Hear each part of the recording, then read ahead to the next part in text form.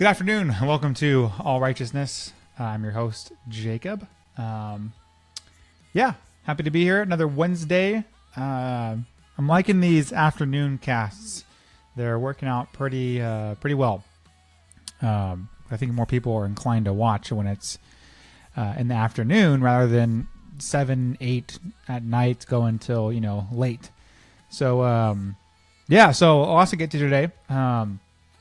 I want to talk about worldview and what worldview is. It's because I think it's important, and also because I'm doing an apologetics class this coming April, or I hope I am at least. So what is worldview? I posted a video on Monday, I think. I uploaded it, asking, so worldview shapes the way we define truth, and worldview shapes our truth.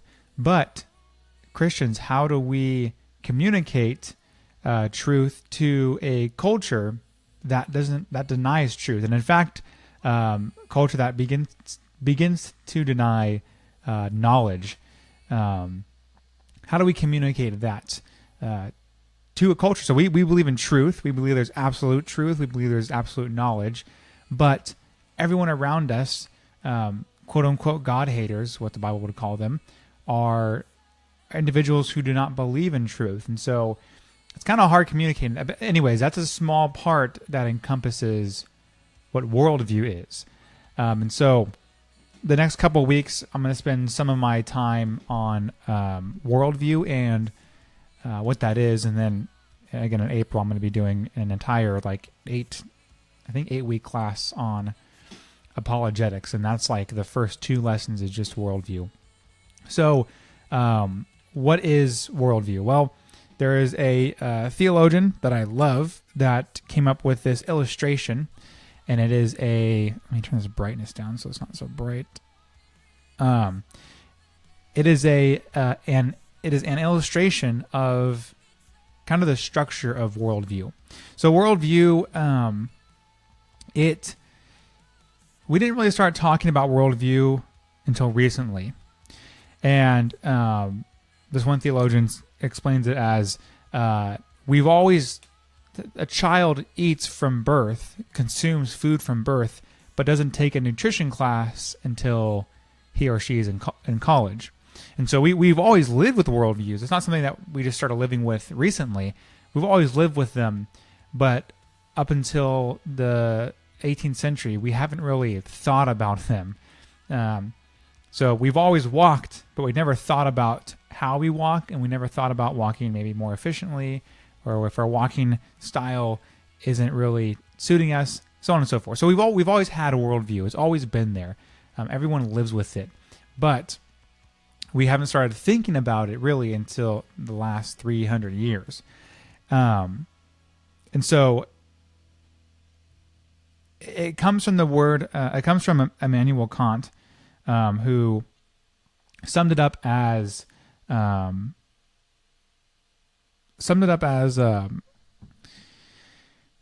just read it here. Sense perception of the world, a framework of assumptions. And so, worldview is what is our assumptions? What are our assumptions? What are our shared assumptions? And that progressed and got into the Christian culture, and Christian worldview became a big thing in with Francis Schaeffer. That's what he really brought into a concept that we kind of study today. But there's one limitation of worldview that we often encounter, and that is limiting it to just a mindset and just a framework of assumption. So when we study worldview, often we say, well, it's just your thoughts, the way you think about the world. And that's true. Your thoughts, that's part of your worldview, but it's not limited to just that. So there's much more to worldview than just what you think about. It's what you do, right? Because what you think about also influences your actions. And so, yeah, thinking, assumptions, all these things, they're big parts of worldview, but that's not the totality of worldview. Worldview isn't just a framework of assumptions. It's not just what you think about. It encompasses everything. And so, before I move on, I need to change this music because it's boring me. So worldview is not just your thoughts. It's everything. And I need to find something to play. Any music suggestions? Suggestions? And I can't talk today at all. Let's go with this. Oh no, that's not it. It's not the one I want. Here it is.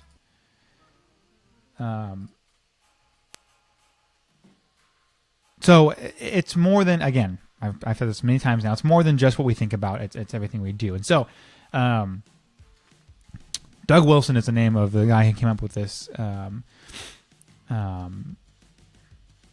illustration, is this diagram, if you will. It is a worldview wheel. And obviously, you can see right off the bat, it's a Christian worldview wheel. But there's six components to this wheel. There is the rim, which is the lordship of Christ, right?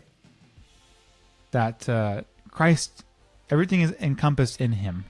And then in the middle, it all spins and revolves around grace, or you could say Christ himself. So without that axle, the whole wheel won't turn at all. It all revolves around God's grace. It all revolves around Christ, especially for the Christian. And then we have four spokes.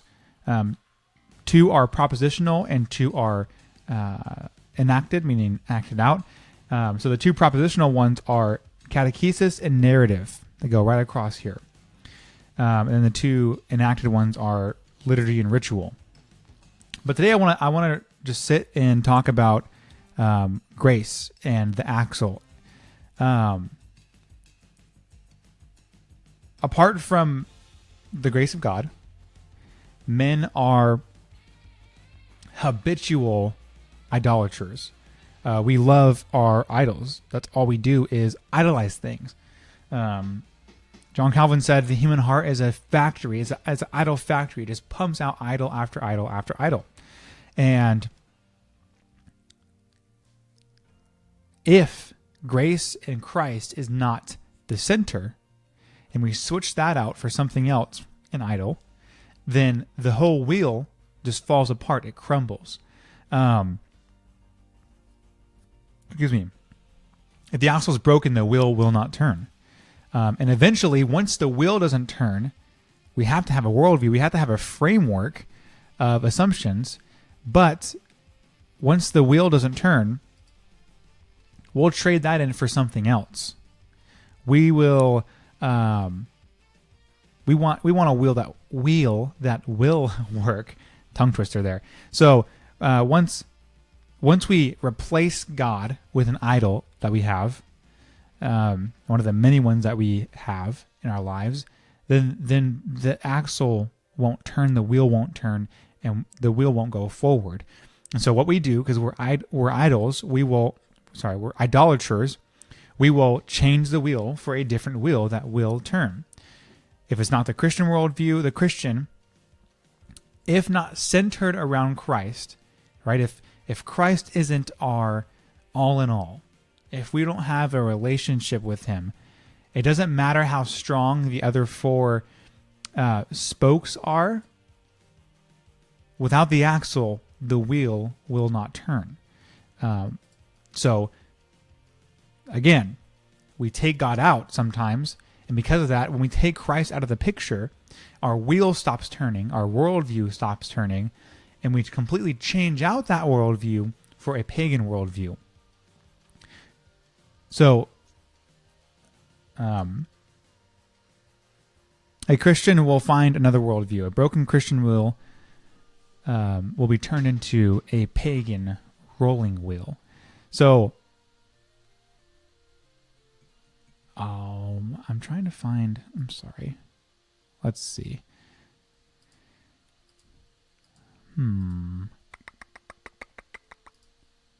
trying to find the image again so I can keep showing you guys. Oh, here it is. Okay. So it all has to center around Christ and his work and what he does. And again, once it doesn't, right? Once it centers around something else, then we're just going to trade it in for something else entirely, because we have to have worldview. There's no way we can't have worldview. It's as if we were to stop eating. Again, going back to the illustration of a child eating his whole life, but learning about nutrition really late in life. And so it's not as if we can go without one, and that if Christ isn't in the center, then we get rid of the will and don't have a will. We don't go anywhere. No, we have to have one still. So the human heart is a factory of idols, and it's going to keep on turning out things that we think are going to work, and it's going to keep failing us. So Christ's grace has to be that center piece through it all. Make sure I'm not missing anything here.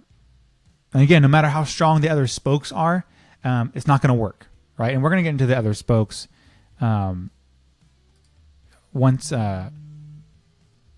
we, in the following weeks. I'm not going to do it right now, but man, I'm trying to find an image and it's just not showing up. Anyways, so yeah, you have to have, especially as Christians, speaking to Christians here, you have to have Christ as a center. I don't know how many times I've said that now, but I'm going to keep saying it. You have to have Christ as a center. He has to be the center. That's what you revolve around. And so once we take that out, our Christian worldview won't work anymore. And we begin to get into other things.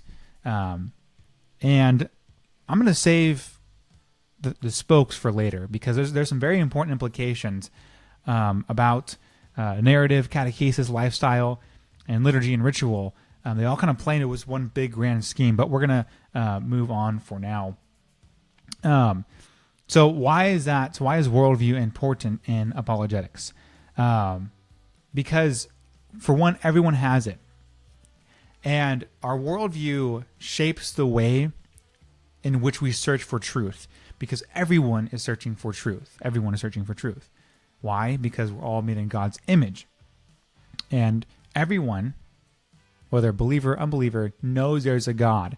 Difference between believer and unbeliever is one suppresses the truth and one gives into the truth. And so worldview plays into apologetics because we have to begin to define what is true.